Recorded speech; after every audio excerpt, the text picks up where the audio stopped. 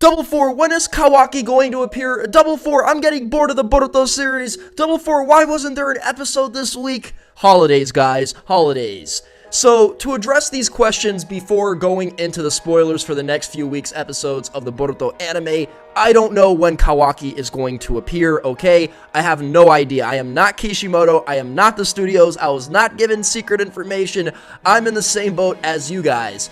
Now, when it comes to people losing interest in Boruto, I feel like it's because of one major reason. It's not the reason a lot of Boruto haters be claiming, oh, it's whack, it'll never be good, that's not the reason, okay? It's that the manga's ahead of the anime, and a lot of people feel like this current material is boring because they already know what's going to happen in the future. For instance, the Momoshiki arc. The Momoshiki arc presents the first major villain in the Boruto generation. So because we're getting all this stuff in the anime leading up to that, people feel like, okay, I already know what's going to happen. I already know who the first major threat is going to be. So all the stuff leading up to that, I don't really care because there's nothing significant's gonna happen. There's nothing that could potentially shock us. Because once they get older and they start going on serious missions and the anime passes up the manga, it's gonna get hype as hell, guys, alright? The reason I say that is because we've gotten some really high-quality Boruto episodes. Now, not every single Boruto episode's hype, right? For instance, the entire New Seven Swordsman arc, all those episodes were mediocre at best, right?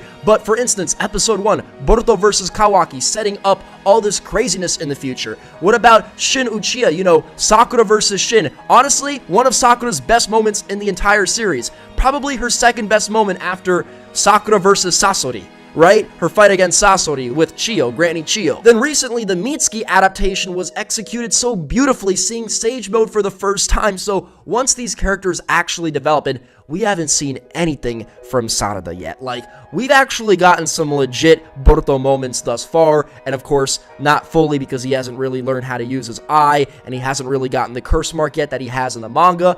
But once these guys grow, and once we start seeing more of Sarada, oh man, there's actually going to be a legitimate rift in the fan base between Boruto fans and Sarada fans, in the same way that there was a big giant rift between Naruto fans and Sasuke fans. I trust Studio Period. I trust Shonen Jump. I think they know what they are doing here. They're not going to let Boruto tank. But without further ado, let's talk about some of the spoilers for the next up-and-coming few episodes. I'll try to break these down for you guys, tell you if I'm going to be excited for these episodes, as well as if we could potentially see something big soon. So on January 10th, we've got Boruto Naruto Next Generations episode 41.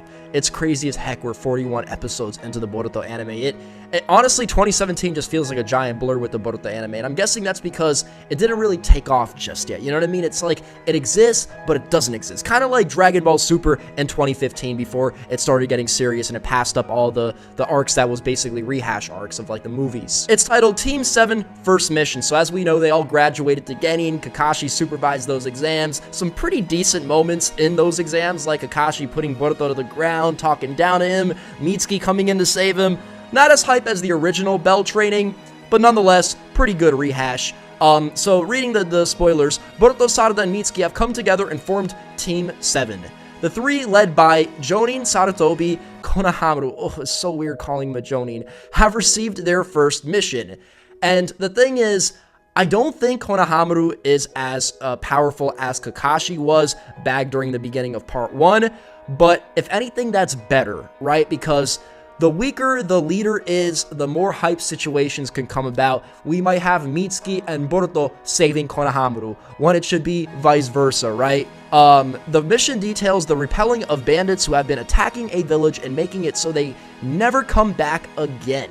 Boruto and the others immediately depart for the village and come face to face with a young woman named Kiri, who was the daughter of the village chief who had suddenly passed away and has inherited her father's role, and the others who support her.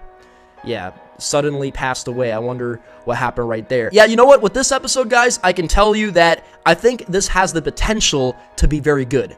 But will I be super hyped for this episode? Probably not. But I think this could end up being very good build-up. Now, the first thing that comes to mind is, are the studios going to write this arc in a decent manner? Are they going to invest in this arc? Are they going to try and make this like a repeat of the Land of Wave saga, you know, with Tazuna the Bridge Builder? Or is this just going to be another, like, new Seven Swordsman arc? And to be honest with you, that felt like more of a repeat of the Land of Wave saga, like a Land of Wave saga 2.0, because it had to do with the Hidden Mist Village and one of the Seven Swordsmen's clansmates, Shizuma, Hoshigaki, and, you know, they take all the swords. So they tried to make that really hype with, you know, Chojuro almost dying, but it was a flop. Like, it was a flop, all right? Now, with this, on the other hand, if they actually build it up and they take this seriously and the studios are like, you know what, we've got to maybe talk to Kishimoto and get his advice. Maybe he could script out some points for us to, like, you know, hit on. This has the potential to be very, very good if they take this seriously, because Studio Period people talk a lot of shit. They can come with that hype when they want to, when they actually invest and take the time to understand what us as fans want to see from this series. The following week, on January 17th, we got episode 42, The Power of Unity. Ninja who were disguised as bandits have kidnapped Kitty, as Geni and Boruto and the others are not originally meant to be given missions that involve fighting other ninja. So that's clearly, you know, inspired off of the first arc in Naruto, where they were given an escort assignment, and then all of a sudden it was, you know, involving a lot of assassins and stuff like that. You know, it wasn't intended to fight Zabuza and the Demon Brothers and all these guys. Tazuna conveniently left out the detail, hey, Gato is targeting me. And that was clearly very serious, and that involved a lot of dangerous situations. However, due to the pleading of the village and through Konohamaru's judgment, Team 7 now has their mission changed from repelling bandits to rescue Kitty. They're going to try and take a darker approach, because repelling bandits, kicking some bandit booty, like, we know that's easily done. We know that's like taking out the trash, all right? That's like a C-rank mission. But rescuing somebody, a hostage situation, this could get a lot more serious. And I think there's a big reason why these bandits are attacking. And there's going to be someone probably very powerful that's leading this whole organization, all these criminal things that are going on. On January 24th, we've got episode 43, The Work of Shinobi. Ever since their first mission, Boruto has been extremely unsatisfied with all the simple and plain missions they have received. So are we really back in the Hidden Leaf Village now? What? Like, after all this build-up? I don't get it, alright? It was to this Boruto that he and Team 7 received the mission to capture the criminal who was holding up the bank. Boruto is all fired up to be able to show off after such a long time. However, after arriving at the scene, the criminal who faces them is just a weak man who was unfairly fired from his company recently. You know, this might be a sleeper. Like, they don't want to reveal something about this episode, and that's why the spoilers just suck dick for this episode. Like, I'm gonna be very honest with you. Like, episode 24, episode 43, I was reading the date. It sounds kind of boring. However, it might be a sleeper, so there might be something crazy that happens, and it connects back to the last two episodes, and that's why we're back in the village. Then this would be legit. But if the whole thing about Kitty basically, you know, being captured and stolen, and them saving Kitty, and we're back into the Leaf Village, and that's it, and it's just another bank robbery, and just, nah, like, that's not going to be cool, then I think that's actually very underwhelming. So then the following week, on the 31st of January, we got episode 44, The Appearance of the White Knight Band. Okay, now, what we got going on here? An event thought to have been caused by a group of bandits called the White Knight Band has occurred at the village of the Hidden Leaf. Whoa, not the right village to mess with, I'll tell you that. The White Knight Band are righteous thieves who steal money and items of value from the rich and give them to the poor. Dang, they on their El Chapo shit, and have been through several villages. So this is where they might connect it back to Kitty being captured and the villages being attacked earlier on in the last few weeks' episodes. Although they are righteous thieves, Boruto holds a strong dislike for them due to stealing from other people and involving people who are unrelated, and goes to seek Shikadai's opinion. However, Shikadai expresses that maybe there are things that cannot be measured by good and evil. Okay, now, this is getting very deep and very interesting. Not the fact that there's these bandits called the White Knight Band, but just their ideology. And honestly, it's been a good minute. It's like, what, we're on episode 44 here. So this is where they might start dropping something crazy on us. Now, is this where Kawaki is going to appear?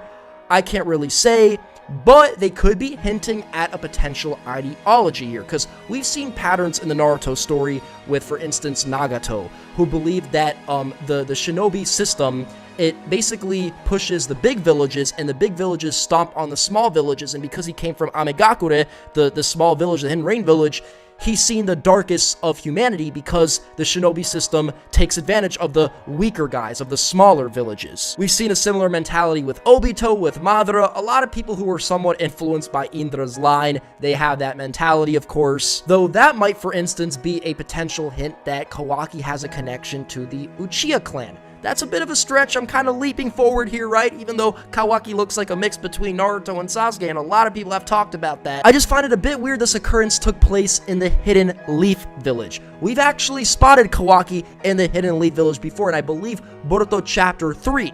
So we know Kawaki has some kind of history in the Hidden Leaf Village.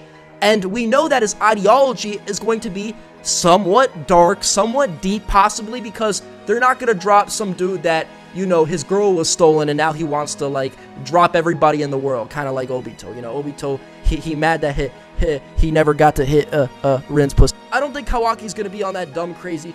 I think there's going to be an actual ideology and reason behind his actions. Now, is it going to be that he believes the rich are abusing the poor and he wants to take money from the rich and give it to the poor? Or maybe he feels like human beings as a whole are super corrupt and he wants to end humanity? I don't know, but this ideology that they're bringing up in episode 44 could indeed be tied to someone like Kawaki. Is it going to be Kawaki? I don't know. It could be someone else. It could be another powerful character. I just know that they don't talk about things like that unless they're going to introduce something more serious, because the tone of that is serious. We also have a title for February 7th, episode 45. Shikadai's Doubt is the name of the title, and that's because Boruto asked Shikadai about the White Knight Band, and are they good guys, are they bad guys, and Shikadai's like, some things you just can't measure like that. Tell me what you guys think. I don't know how I feel about the first 2 episodes building up all this stuff with Kidi's father being killed, his village being attacked, you know, her getting kidnapped, and then, you know, Boruto's back in the Hidden Leaf Village and he gotta stop a bank robbery. I don't know how to feel about that. However, I think they're probably gonna connect some things together, especially because they bring up Bandit in the last episode, or the last episode where we actually get a summary. And I think 40-some episodes, it's about time they start getting serious with us, and the ideology that was brought up with the White Knight Band, this is something that is, they would not bring this up with, you know, characters we're getting rid of in 1 or 2 episodes. Clearly, there's someone here to stay, there's someone in the shadows, and that gets me pretty excited because